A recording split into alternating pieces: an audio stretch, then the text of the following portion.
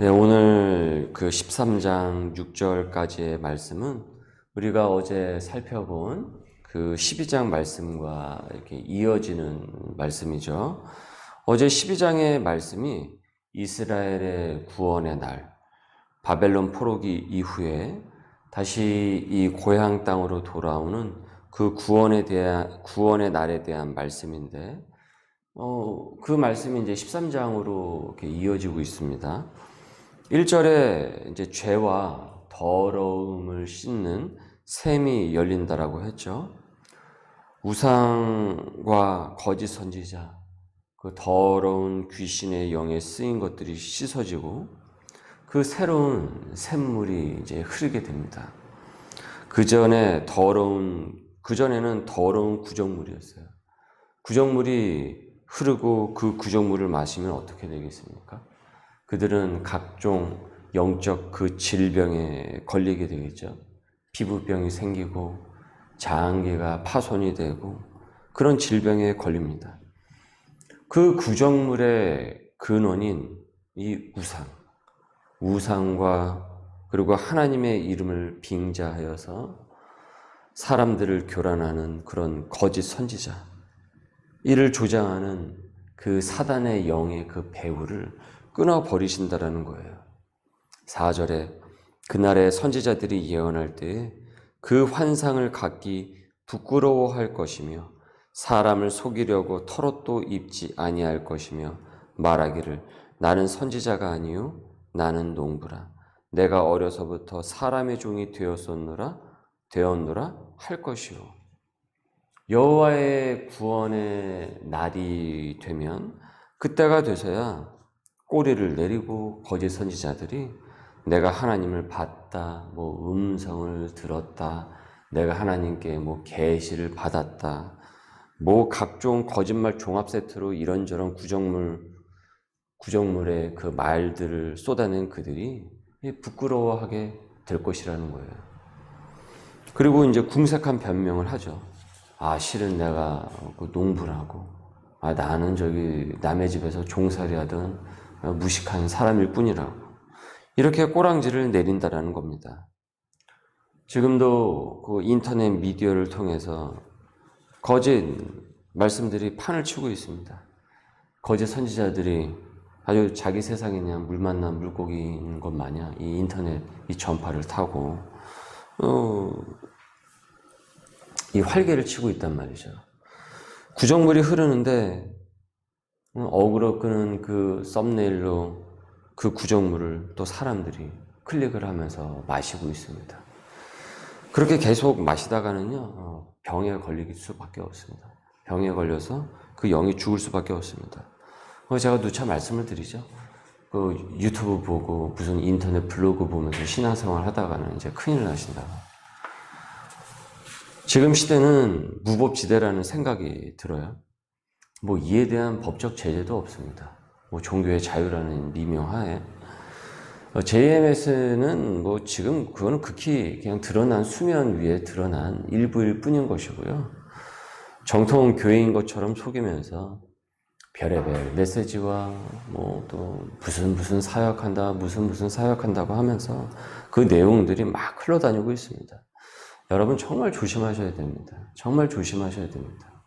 그것이 정말 먹어도 되는 물인지 먹어서는 절대 안 되는 물인지 그걸 구분하지 못하면 정말 큰일 납니다. 그렇기 때문에 여러분 분별을 하십시오. 완전 구정물이 아니고요. 구정물과 맑은 샘물이 함께 같이 섞인 그런 물들도 많이 있어요. 근데 어쨌든 먹으면 탈나고 병나는 건 마찬가지입니다. 마지막 날 주께서 오실 때 그 구정물을 먹은 이도요, 책임을 면피하지 못합니다. 왜 그렇겠습니까? 이미 주어진 성경 말씀이 있으면서도 불구하고, 그리고 이 성경 말씀을 바른 신학의 토대 위에 오랜 시간이 흐르면서 건강한 신앙의 우리의 선배들이 다 기록한 그와 같은 책과 그 신학의 그 토대를 둔 그 말씀의 배경들이 있음에도 불구하고 그 말씀을 올곧게 해석하고 받아들이려는 그 노력을 게을리했기 때문에 그걸 구분 못했느냐 너는 살면서 주님으로부터 혼이 나게 됩니다. 건강한 신학이 받침이 되지 않은 메시지, 또 각종 성령 사역이다. 성령 사역 좋은 것이죠. 근데 그 성령 사역이 도대체 무슨 성령 사역이냐라는 것이에요. 각자가 생각하고 있는 그 성령 사역이 너무나도 다르다라는 거예요. 그러면서 그것이 마치 하나님이 하시는 일이라고 착각해서는 안 됩니다. 우리 교회도 아프리카 그 감비아의 선교사님을 지원을 하고 있지만은 아프리카의 가장 큰 문제점이 무엇입니까? 거기는 항상 물이 문제죠. 그 아프리카는. 깨끗한 물이 문제입니다.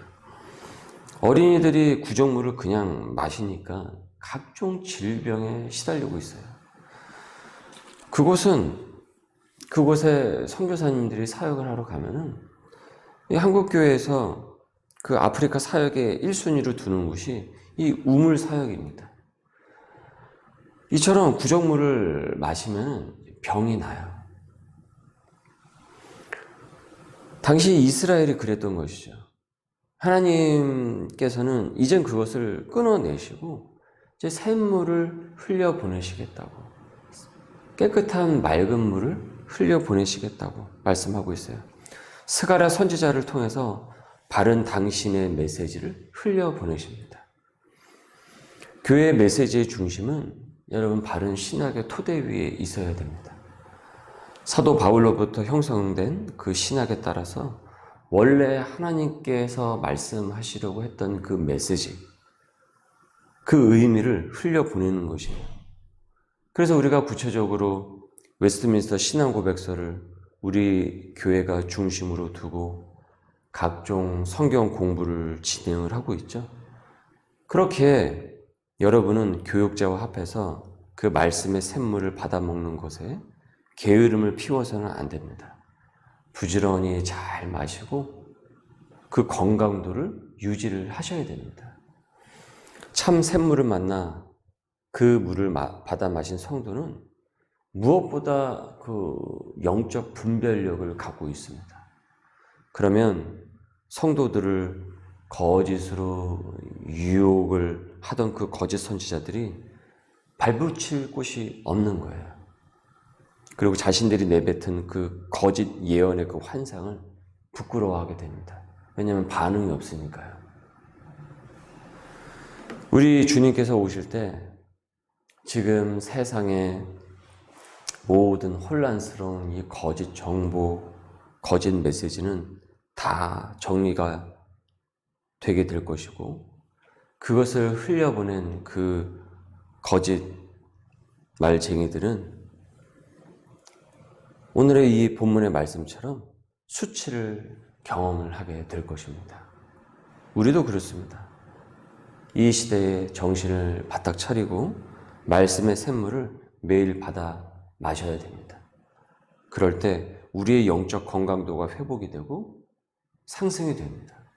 그리고 우리 주변에 수많은 세상의 세계관에 이 이념과 여러 가지 정보에 노출이 돼서 과연 내가 나의 삶을 어떻게 살아나가야 될지 모르는 그 가정과 내 주변의 이웃들을 보면서 그들에게 바른 샘물을 우리가 소개를 시켜줄 수가 있고, 그 물을 같이 먹음을 통해서 그들 또한 그 건강도를 유지할 수 있게 됩니다. 그것이 바로 우리의 사명인 것이에요. 본문 말씀의 6절에 보니까 이 거짓 선지자들은요, 거짓 예언을 하면서 스스로 환상에 빠져서 자기 몸을 자해를 한다고 해요. 6절에 보니까 어떤 사람이 그에게 묻기를 내 두 팔 사이에 있는 상처는 어찌 됨이냐 하면 대답하기를 이는 나의 친구의 집에서 받은 상처라 하리라. 친구의 집에서 받은 상처라고 둘러대고 있어요. 당시 우상 숭배자들은요, 이 신비적 종교적 그 카타르시스의 이 표현을 이 자기 몸을 자해하는 것으로 이 표현을 했습니다. 하지만 참 샘물을 마신 성도는 영적 분별력 덕분에 이런 거짓 환상을 주장하는 이들의 그 주장의 메시지에 눈길도 주지 않아요. 여러분, 이 본문의 말씀을 우리가 보면서 나는 말씀의 샘물을, 건강한 샘물을 꾸준히 마시고 있습니까? 인터넷 여기저기를 클릭하면서 이것저것을 들으며 이것저것을 보며 읽으며 구정물을 마시고 있습니까? 지금 내 영적 건강도는 어떤 것 같습니까? 건강합니까? 이런저런 질병에 시달리고 있습니까? 저는 우리 소명의 교회를 개척하기 앞서서 꽤 오랜 시간 이 도서관에서 또 일터에서 머문 그 자리에서 성경 말씀과 신학을 다시 살펴보는 그런 시간을 가졌습니다. 신학을 7년이나 했지만은 다시 기본을 점검하며 말씀을 공부를 해보자. 어쨌든 말씀의 토대 위에 교회가 세워져야 될 것인데 목사인 내가 무엇이 가장 중요한 말씀이고 어떤 것이 아닌 것인지를 좀 더 분명하게 알고 있어야, 깨달아야 진리의 말씀을 깨닫고 있어야 성도들에게 바르게 그 말씀의 샘물을 소개해 줄 것이 아닌가. 이런 다시 살펴보는 시간을 가졌습니다. 제게는 굉장히 축복의 시간이 되었고, 혼란스러운 신학의 세계에서도요, 교회 무슨 세미나다 뭐다 해서 이 세상에 방대한 게 너무너무 많아요. 너무 많아요. 근데 과연 어떤 것이 진짜인가? 그리고 어떤 것에 진짜 집중을 하면서 나의 유한한 삶을 여기저기 이 집중도가 흐트러지지 않으면서 나아갈 수 있을까? 그리고 그 답을 얻게 되었습니다.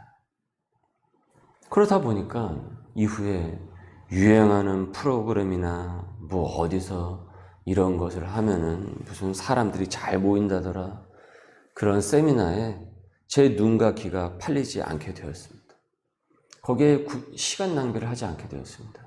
이미 우리의 신앙의 선배들이 탐구한 바른 신학 교재와 이 말씀 공부만으로도 충분하다고 생각했습니다.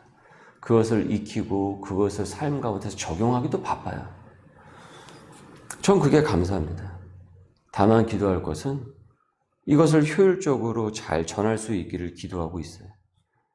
우리 소명의 식구들도 이를 위해서 함께 기도하시고 여러분도 함께 마음을 모아주시길 바랍니다. 내가 말씀의 샘물로 살아서 우리 가정이 살고 죽지 못해서 다니는 그 직장이 다시 새로워지는 체험을 하는, 그래서 그 구원의 그 복음이 이 주변에 흘러넘쳐서 예수님을 만날 수 있기를 소망하고 있습니다. 그 샘물을 계속 흘려보내고 있는 것이죠. 스가랴 13장 9절 말씀을 보십시오. 내가 그 3분의 1을 불 가운데에 던져 은같이 연단하며 금같이 시험할 것이라. 그들이 내 이름을 부르리니 내가 들을 것이며 나는 말하기를 이는 내 백성이라 할 것이요 그들은 말하기를 여호와는 내 하나님이시라 하리라. 하나님께서 흩어질 수밖에 없는 목자 잃은 양들을 직접 그 손으로 거두시고요, 이 3분의 1 가운데 우리를 남겨주셨답니다. 나를 연단하셔서 내가 주님의 이름을 부르면은 하나님께서 그래 내 사람아 내 백성아 하시고 나는 우리 하나님 나의 하나님이라고 고백을 하게 될 것이다 라고 했습니다. 이와 같은 이 고백이 오늘도 우리 머문 자리에서 흘러넘쳐날 수 있는 우리 소명의 백성들 될 수 있기를 주님의 이름으로 소망합니다. 기도합니다. 주님, 분별을 요하는 시대를 살고 있습니다. 매일 주께서 흘려보내시는 말씀의 샘물을 받아먹는 소명의 사람이 되게 하여 주옵소서. 우리 가정이 함께 그 물을 마시어 그 생각과 삶의 목적이 말씀으로 건강케 하여 주옵소서. 우리 소명의 교회가 그와 같은 이 샘물을, 말씀의 이 샘물을 끝까지 지켜나갈 수 있는 교회가 되게 하여 주옵시고, 또한 매일 그 건강한 말씀을 우리가 기도를 통하여서 더욱더 보존해 나가면서 그 깨끗함을 유지해 나갈 수 있는 거룩한 교회가 될 수 있도록 주님 오늘도 우리 교회 위에 은혜를 부어 주옵소서. 감사하며 예수님의 이름으로 기도드립니다. 아멘.